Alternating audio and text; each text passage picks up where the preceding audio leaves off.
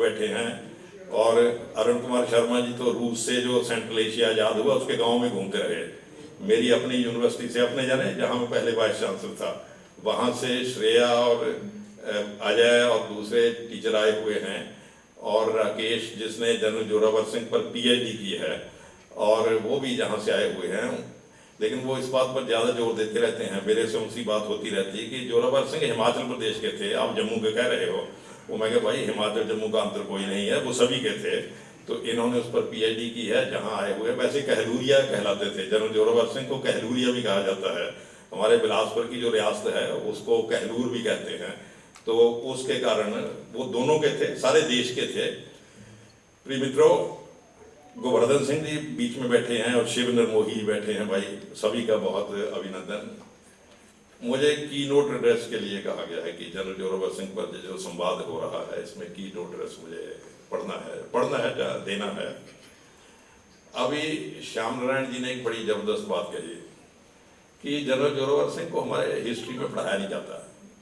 शायद हिस्ट्री में कहीं आता ही नहीं, मतलब सेमिनारों में चर्चा हो जाती है, लेकिन बीए में, एमए में, कहीं 10वीं में, 11वीं में जनरल जोरावर सिंह के बारे में कुछ चैप्टर लगे हों या गंभीर अध्ययन होता हो, ऐसा शायद मेरे ध्यान में कम से कम नहीं आया।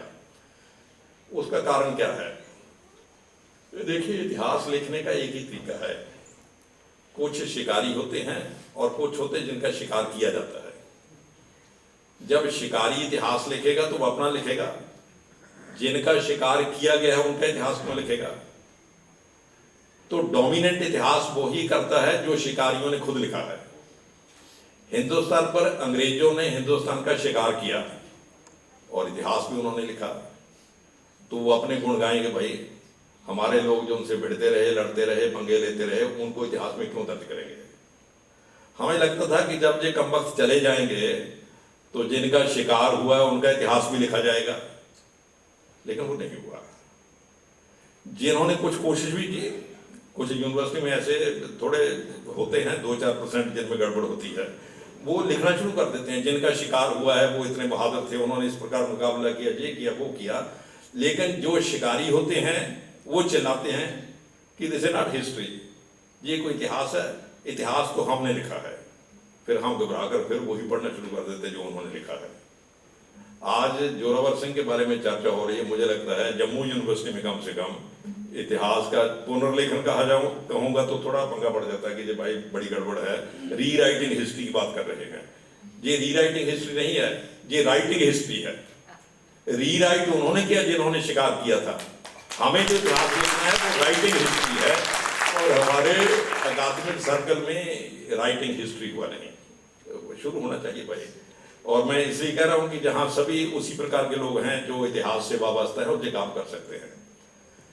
जनरल जोरावर सिंह को, उनके बारे में बहुत पेपर पढ़े जाएंगे, उनके अलग अलग गुणों पर चर्चा भी होगी, उन्होंने जो मिलिट्री में ये किया और इसको जीता उसको जीता, सब आएगा ही, मुझे वो दोहराने की जरूरत नहीं है। मैं एक बड़े परिप्रेक्ष्य में बात करना चाहता हूँ। ये जो सारा नॉर्थ वेस्ट इंडिया है, जिसको पश्चिमोत्तर भारत भी कहते, हिंदी वाले पश्चिमोत्तर भारत कहते हैं, और पुरानी किताबों में इसका नाम सप्त सिंधु आता है। ये सारा जो इलाका है 7 नदियों का प्रदेश, सरस्वती नदी चलिए अब भाई गायब हो गई, सिंधु को मिलाकर सिंधु, सरस्वती और चिनाब, सतलुज, रावी, ब्यास और आपके बनिहाल से निकलने वाली क्या बेरी, अपने जेहलम, ये सब को मिलाकर जो क्षेत्र बनता है वो सब सिंधु क्षेत्र, वेदों में सब सिंधु का जिक्र आता है। उसमें पूरा पाकिस्तान और हमारा आज का पंजाब, हरियाणा, हिमाचल, जम्मू कश्मीर, लद्दाख, गिलगित बाल्टिस्तान, ये सभी आते हैं। अंबेडकर ने एक बात कही हुई है कि दुनिया में शायद हिंदुस्तान पहला देश है जिसकी सीमाएं ईश्वर ने खुद बनाई हैं।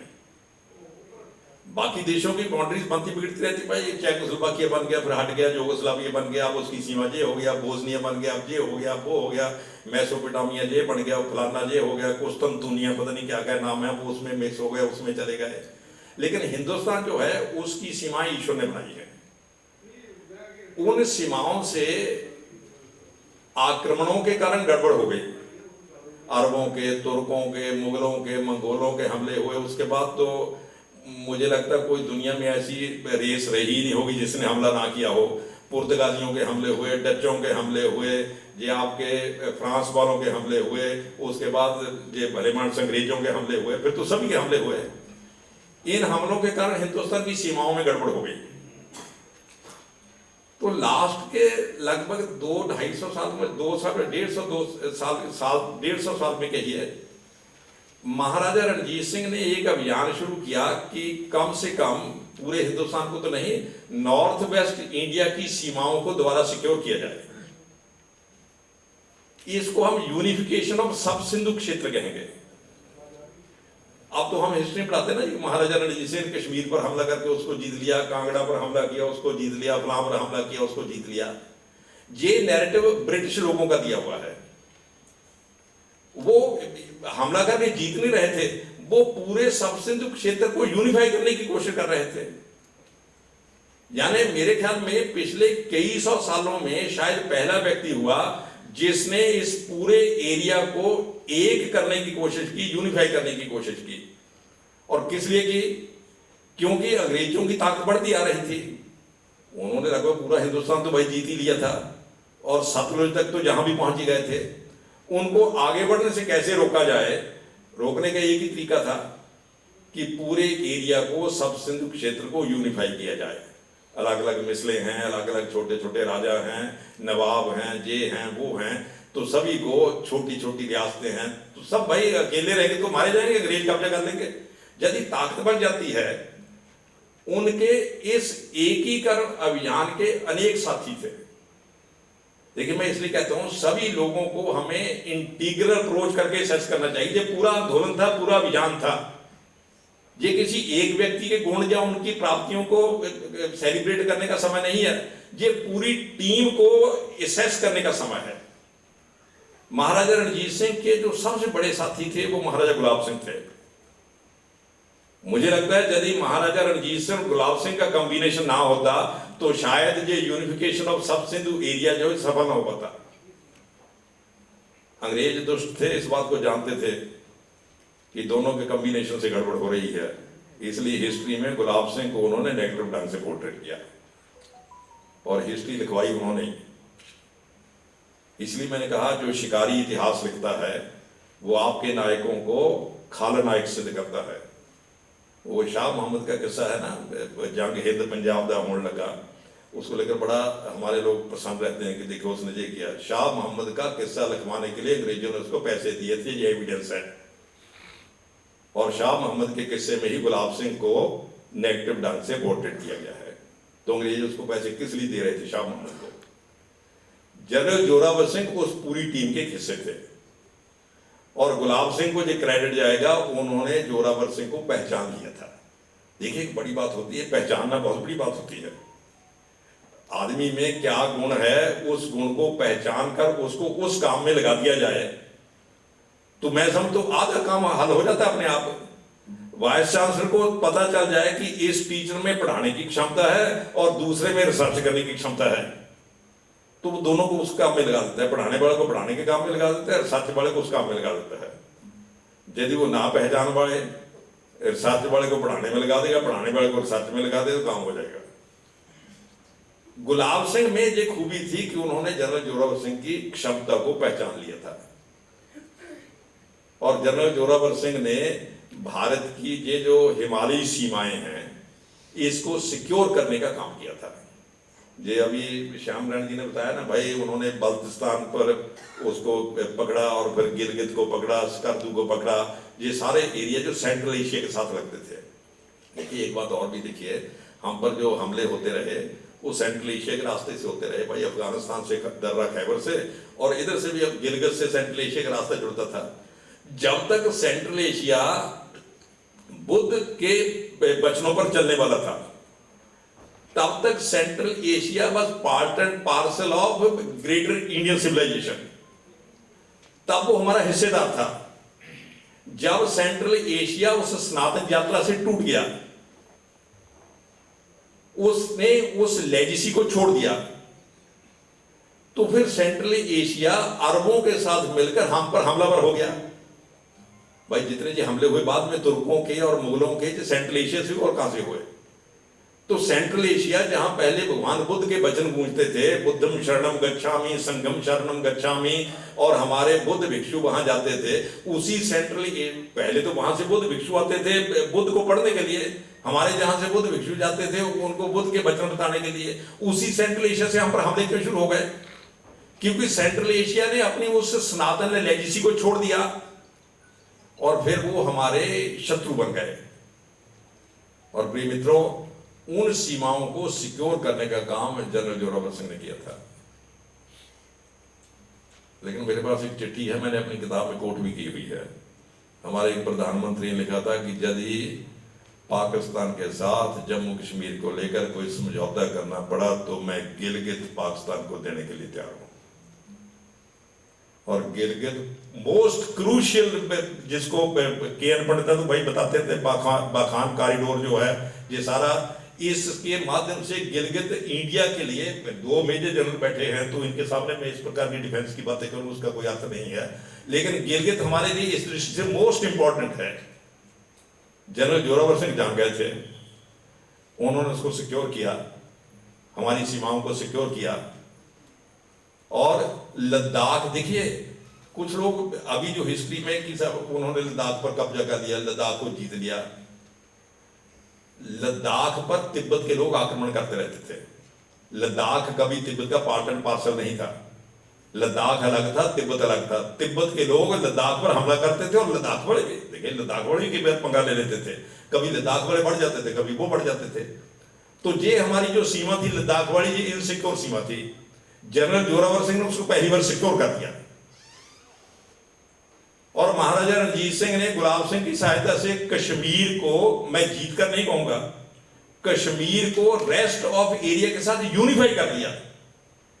देखिए जीत लिया, जे आगे जीत लिए का कंसेप्ट ही और हो जाता है। जब शब्द हम कहेंगे जीत लिया, फिर मामला आता है कि भाई साहब ये तो बड़ी बुरी हालत है, पहले उसने जीता, फिर उसने जीता, फिर उसने जीता, हम तो फंसे रहे। जीता नहीं, जनरल जोरावर अपने महाराजा रणजीत सिंह ने गुलाब सिंह के साथ मिलकर इस पूरे एरिया को यूनिफाई कर दिया, एकीकरण कर दिया। मैं इसलिए कहता हूं अकादमिक फील्ड में शब्दों का बड़ा महत्व होता है। जैसे सीमा पर जब लड़ाई होती है तो शस्त्र का महत्व होता है, और यदि सीमा पर लड़ाई हो रही है और सैनिकों को शस्त्र मैंने ही दिए हुए हों तो रिजल्ट भी वही होता जो होना चाहिए। इसीलिए अकादमिक फील्ड में जब चर्चाएं होती हैं तो शब्द हमारे होने चाहिए, उनके दिए हुए शब्द नहीं होने चाहिए। उनका दिया शब्द है कि महाराजा रणजीत सिंह ने कश्मीर को जीत लिया, हमारा शब्द है महाराजा रणजीत सिंह ने कश्मीर को विदेशी शासन से मुक्त कर दिया। तो दोनों शब्दों से अंतर आ जाता है। हमारे पूरे अकादमिक फील्ड में शब्द ऐसे भरे पड़े हैं जो शिकारियों के दिए हुए शब्द हैं, उनसे हम इतिहास में लड़ाई नहीं लड़ सकते। अकादमिक फील्ड में लड़ाई जीतनी है तो अपने शब्दों का निर्माण करना पड़ेगा, अपने वांग्मय में से शब्द ढूंढने पड़ेंगे, उन शब्दों के सारे यात्रा शुरू करनी पड़ेगी। अभी मोदी जी कई बार चिल्लाते रहते ना कि भाई ये विदेशों से लिए हुए शस्त्रों से बहुत देर काम नहीं चलेगा, अपने शस्त्र बनाने पड़ेंगे। आगे बढ़ना है तो अपने शस्त्र बनाने पड़ेंगे। अकादमिक फील्ड में आगे बढ़ना है तो अपने शब्दों को यूज करना पड़ेगा, टर्मिनोलॉजी विदेशी नहीं ली जा सकती। जनरल जोरावर सिंह के बारे में, महाराजा रणजीत सिंह के बारे में, महाराजा गुलाब सिंह के बारे में जब हम समग्र रूप से चर्चा करें तो अपने शब्दों का निर्माण करें, उससे नैरेटिव आगे बढ़ेगा। दिए हुए शब्दों से हम नैरेटिव को आगे नहीं बढ़ा सकते। प्रिय मित्रों, आज जब 2023 में बैठकर हम इस पूरी बात का मूल्यांकन करते हैं तो आप सोचिए भाई कि जो काम जनरल जोरावर सिंह ने कर दिया था, जो महाराजा गुलाब सिंह ने कर दिया था, जो महाराजा रणजीत सिंह ने कर दिया था, उसको हमें रिटेन कर पाए जब उसको हमने कोलैप्स करवा दिया। जो सीमाएं वो सिक्योर कर गए थे, वो सीमाएं क्या सिक्योर हैं? वो बीपी मेनन ने एक जगह लिखा हुआ है, शायद ये जम्मू कश्मीर को लेकर ही कुछ बात लिखी हुई बीपी मेनन ने, कि जैसे ही पाकिस्तान बना तो उधर से फिर हमले शुरू हो गए। कवायदियों का पहला हमला उधर से ही शुरू हुआ, जिधर से पहले उससे कहते तब मुझे चिंता हुई कि ये तो इतने सालों से काम बंद था, जैसे अंग्रेज गए फिर वही ड्रामा शुरू हो गया। लेकिन उस ड्रामे को, जिसको रणजीत सिंह, गुलाब सिंह, जोरावर सिंह एक प्रकार से रोक गए थे, सुरक्षित कर गए थे, उसको हम रोक नहीं पाए। आज हमें इस बात की चर्चा करने की जरूरत है कि जो जोरावर सिंह ने किया था, हम उसके फ्रूट्स को सुरक्षित क्यों नहीं रख पाए। असल देखिए, जनरल साहब ने बहुत कुछ किया, उसको बहुत से लोग पेपर पढ़ेंगे तो उसमें उसकी चर्चा करेंगे, ये किया, इस प्रकार किया, दैट इज, वो सब ठीक है, वी शुड एप्रिशिएट, उसका मूल्यांकन भी करना चाहिए। लेकिन असली बात तो ये है, जो जोरावर सिंह दे गए थे उसको हम कितना रिटेन कर पाए। हिस्ट्री में आता है ना कि जोरावर सिंह तो भाई कैलाश मानसरोवर तक जा रहे थे। अब मैं हिस्ट्री पढ़ता हूं तो उसमें लिखते हैं कि उन्होंने तिब्बत पर हमला कर दिया था, तिब्बत को भी जीतने की कोशिश कर रहे थे। और कैलाश मानसरोवर जो था, राम मनोहर लोहिया लिखते हैं कि कैलाश मानसरोवर तो देवों के देव महादेव का घर माना जाता है, तो कोई देश ऐसा होगा जो अपने महादेव का घर दूसरे देश में जाकर स्थापित करेगा। तो कहीं ऐसा तो नहीं कैलाश मानसरोवर आपके देश का हिस्सा था, उसको जनरल जोरावर सिंह सिक्योर करने की कोशिश कर रहे थे। वो सफल हुए या नहीं सफल हुए अलग बात है, उन्होंने प्रयास किया उसको सिक्योर करने का, तो उनकी दूरदृष्टि की हमें प्रशंसा करनी चाहिए। तो वो हमारी नेचुरल सीमाओं को सिक्योर कर रहे थे, इस दृष्टि से जनरल जोरावर सिंह का मूल्यांकन करना चाहिए। प्रिय मित्रों, आज जब हम इतिहास के उस दहाने पर खड़े हैं जहां हम अपने प्राचीन गौरव की सहायता से, मैं ये नहीं कहता प्राचीन, जब मैं प्राचीन गौरव की बात करता हूं इसका मतलब ये नहीं कि भाई मैं कहता हूं हमें 2000 साल पीछे लौट जाना चाहिए। देखिए, आप समय के विपरीत नहीं चल सकते, पीछे नहीं चल सकते, लेकिन आपको कनेक्ट होना चाहिए। कनेक्ट होना बड़ी बात होती है। कनेक्ट होने से ऊर्जा प्रवाहित होती रहती है, आप प्रेरणा लेते रहते हो। डिस्कनेक्ट होने से गड़बड़ हो जाती है।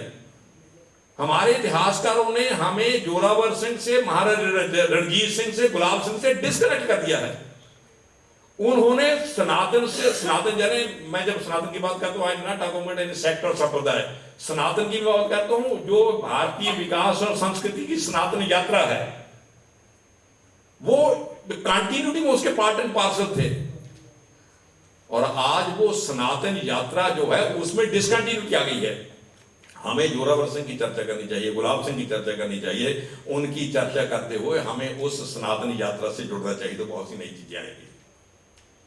एक बात मैं और कहना चाहूंगा, जहां चर्चा करना उसकी जरूरी है।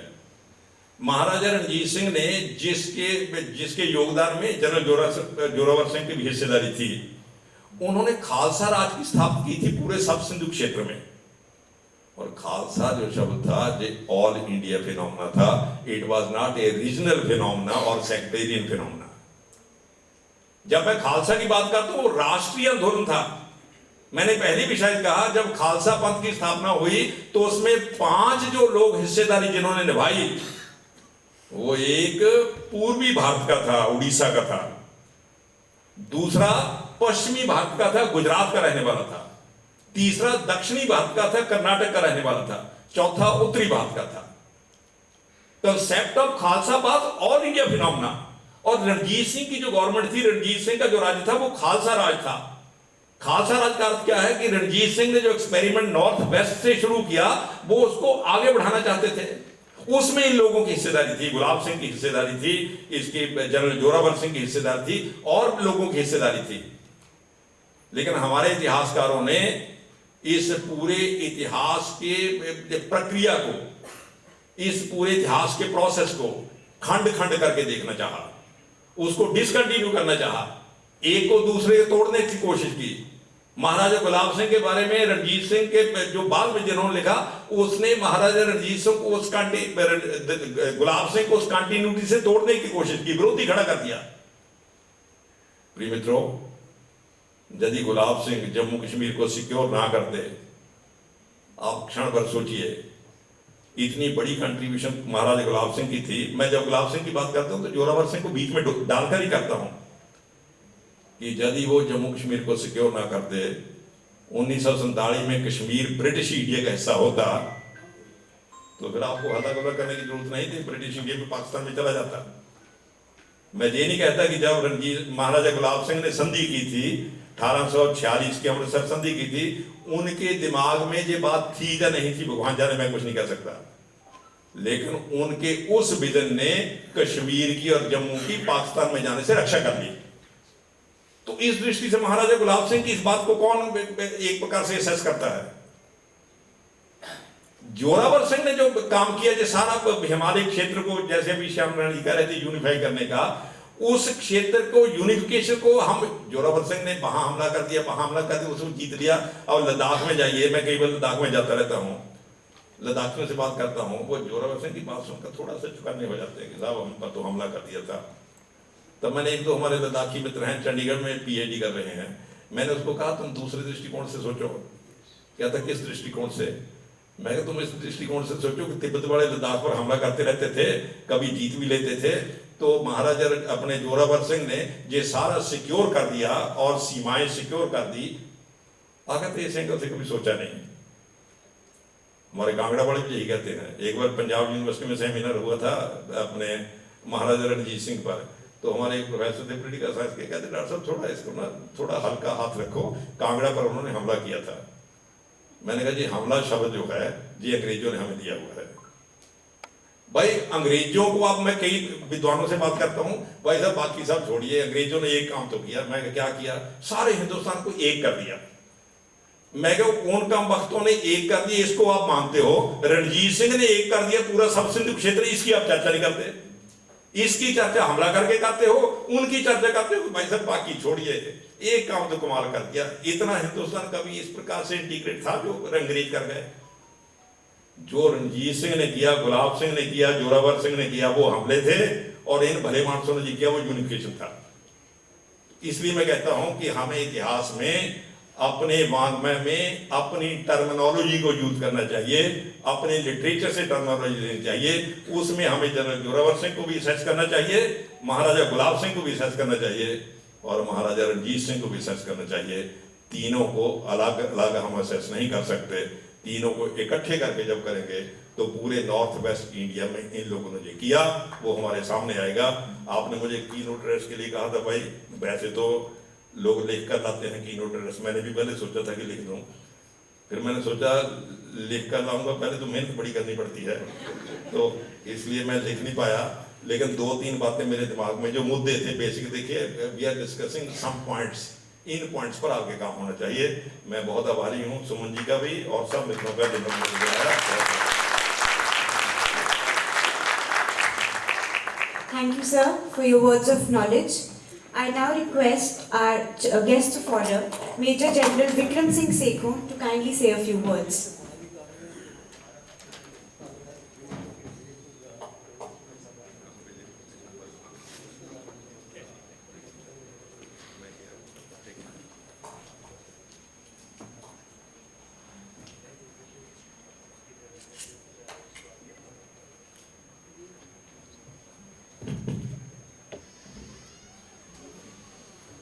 Thank you, Professor Agnihotri Saab, for a very wonderful and incisive address, keynote address, which has set the stage rolling for today's and tomorrow's discussions.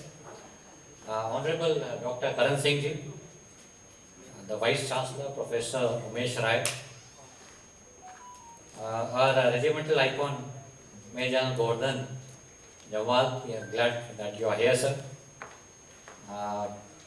Major Gaurav Gautam, my colleague, neighboring GOC, and all the esteemed members of the academia,